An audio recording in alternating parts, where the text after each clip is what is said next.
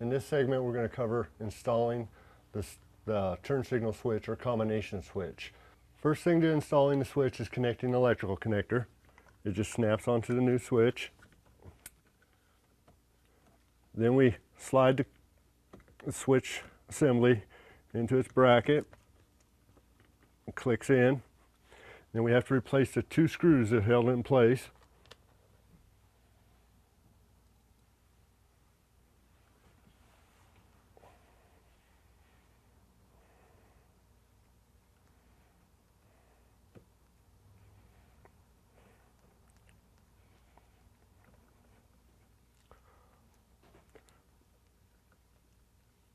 Before I tighten down that screw, I'll put the other screw in, make sure both screws are fully seated and started before I tighten either screw down.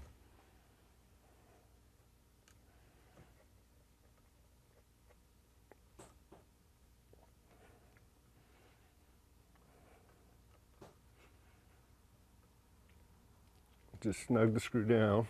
Doesn't have to be overly tight.